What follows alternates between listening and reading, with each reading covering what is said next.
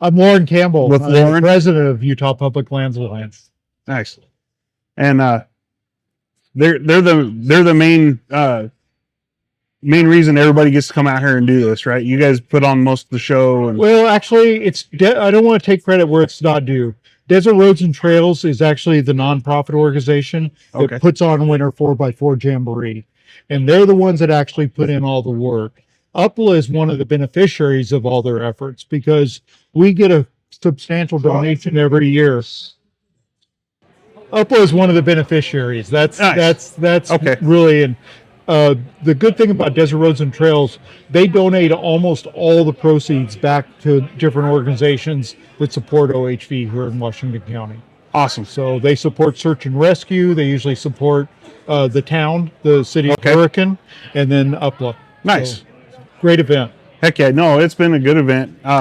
Lots of trails. It's been a good time. And so let's just start over. We're here with UPLA at Winter Jamboree. Had an opportunity. We're going to discuss some stuff about what these guys are doing and how they keep this or are able to support this show and how it all breaks down and the kind of the way it all shakes out in the end to keep Sand Hollow and most of our other public lands in Utah open. Very good. I'm going to hand it over here to Thanks, Barrett. Loren. It's a pleasure meeting you, and I thank you for the opportunity. Yeah. UPLA was formed in 2014, and it was really to protect Sand Mountain. There were threats with a developer that was threatening to build homes on Sand Mountain, and we got involved and we fought it through the court system. It took us about 3 years, but we got the courts to be able to rule in our favor, and we got them to back off. So we've been fighting ever since then. We focused mostly in Washington County on our local area for many, many years. About 3 years ago, we started realizing that we have to reach out just beyond the 4x4 community, which would largely was who our members were. And we went to all motorized OHV. So we've been attracting side-by-side operators, UTV, ATV, dirt bike guys, anybody that's using off-roaders that just go camping, people that just take their trucks out on trails, Right. Go camping, anybody that's public land user, anything that's leaving the pavement. anything that's motorized. That's motorized. Now, one thing we do, though, is we do collaborate with other organizations. So we try and find a workable solution with other organizations like mountain bikers. Mountain biking is a great sport. It's on the rise. So we really look at ways to be able to come up with better solutions that will serve both the mountain bike community and OHV, motorized OHV. But our focus and our representation and advocacy is on motorized. That's really what we're about. Awesome. But that is good though. I mean, you guys are trying to maybe break some of those wedges up between the bicyclists and us. And because there's a weird stigma there that's been driven there. And I feel like it's been driven there from the government. I mean, they want that because if we get together, if we can bring all these groups together, then they're really, it's our public land. Yes. Not mine, not yours. It's our public land. 100%. And if we don't figure out how to share it, right, somebody's going to figure it out for us and we're not going to like it. Yeah. Because it's going to go away. Yep. And then we were talking just a little while ago about the struggles and how things are playing out. Like you said, the developers were a hurdle. What's the biggest thing that's going on today? So let me kind of illustrate kind of the point of reference. In the state of Utah, in the last 50 years, we've lost about 4,000 miles of trails for OHV. In the last 2 years, we lost 2,100 of that 4,000 miles. So it was a landslide. In 2 years, 2 years, we lost more than 50% of it. I was going to say, so it's jumped about 50% of what we have. So what we're doing, what UPLA's mission is to try and turn that around. We're doing it on several fronts. One, we hired a lobbyist in Washington, D.C. We want to get some of these laws changed in Congress, and that's a long game. That nothing happens in Congress quickly. That's a good thing. It's also a bad thing, but we want to keep a focus on that. Second thing is that we want to get top level representation at the key agencies. So our lobbyist is going to BLM and Forest Service on a weekly basis and visiting with those folks, trying to get them to influence them on how they set their rules. So that's what we do with the lobbyist side. Second thing we do is our comments. And we've been doing this really successfully for the last 2.5 years.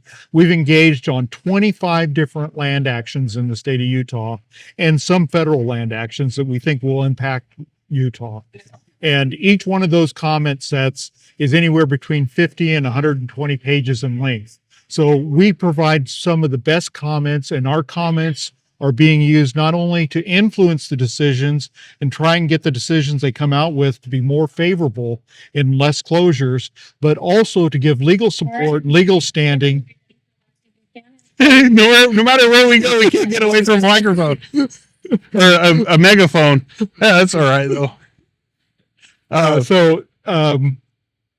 Those comments provide two things. One is we want to try and influence the land managers into making more favorable decisions up front. And second is to give legal standing to be able to fight them in the courts if they make bad decisions. So those are the things we do with land actions. The third thing we do is we raise money. We believe that a good part of our efforts have to abide with Blue Ribbon Coalition. And Blue Ribbon Coalition is the organization we think has been the best at defending rights for OHV in the whole United States. Country.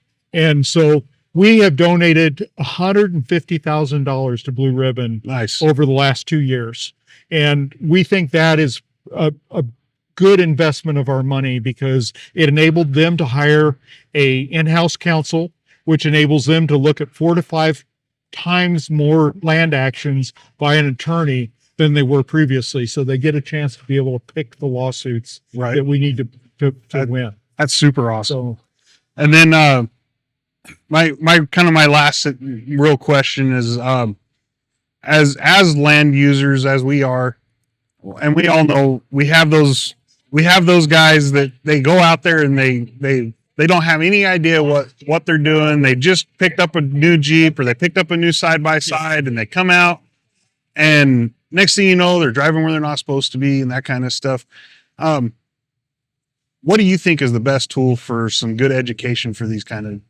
That's a great question. It's one that's really important that everybody consider. And I believe that the best resource we have available are clubs. You know, people tend to not be joiners anymore. Right. They tend to want to do things on their own, and that means they don't have anybody to learn from.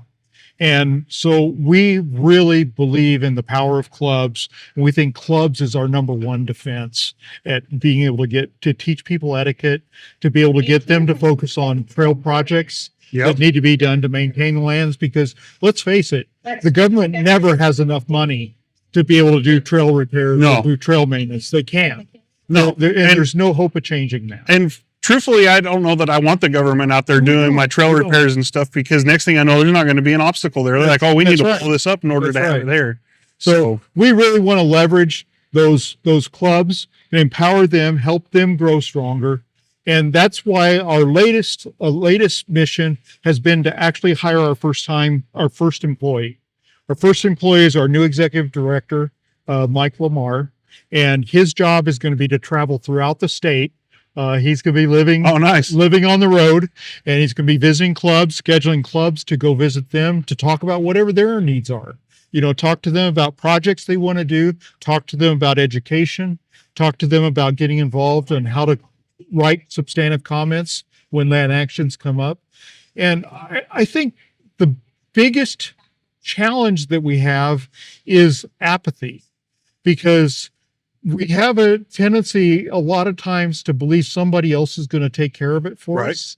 And you know what? It's our land, and we need to take a little bit of responsibility for it. Absolutely. And, you know, getting involved, and it doesn't mean you have to do like, UPLA does. We don't have to get into the details and write 120 pages of comments on a land action. But when you see something happen in your area, make sure that we know about it. Send us an email and let us know, or reach out to us, call us, let us know, because a lot of times we don't find out until somebody tells us. Right. There's not somebody that comes from the government and tells us all this stuff's coming. This is all happening. And usually if the government's doing something, they were the last ones to know. Yeah. And then it's like, whoa, what just happened? So we're really excited about this this Yeah, role absolutely. with And executive director. I think you're right, because I'm involved with 2 different clubs, and the being involved with the club, it's bigger than yourself. Absolutely. And then they're able to have a little more influence. And then whenever you start seeing something happening in your state, or in your even just in home, you start getting the clubs together, and next thing you know, you've got an army standing behind you going, "Hey, Yeah. what are you guys doing?" Yeah. But and without that, because we all know government, all they care about is numbers. How many people? So if you, as one person, you don't get me elected, so I don't need to talk to you. Yeah. But whenever you have a demographic that comes through and is like, "Hey, what are we doing?" We now make we've a got difference. now we got power. Now Yeah. now we're able to say, "Hey, we don't want you to destroy this, or we don't want you to close this." Or I'll share a little story with you that I think was probably one of the most impactful. Here in Washington County, right here at Sand Mountain, we had a threatened land closure at the Warner Valley Reservoir. Washington County Water District, we have water shortages in southern Utah. There's no question about that. We need more water. And they're planning on building a reservoir. And they were going to take over a land that was part of the West Rim Trail area. And we got involved. We negotiated with Washington County Water District. But let me back up a little bit. So we got involved. We were really alarmed.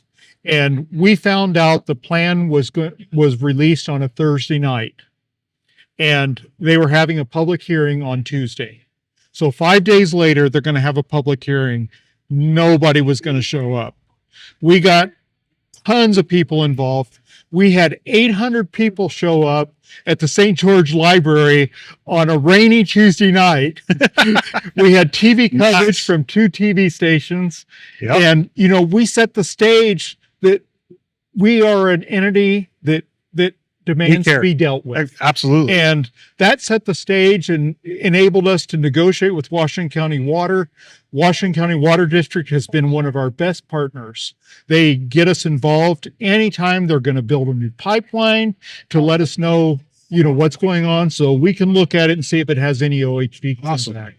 So I think if you get involved early, and I thank all those 800 people that showed up and stood in the rain to get into the library, to get in, because it set the stage, and that video message that was carried on 2 TV stations, that's powerful. Right. Yeah, no, that makes a difference. So Absolutely. we can speak up, right. And be heard. Right. So, well, thank you, Loren. I really appreciate you talking to us and taking the time. Thank you.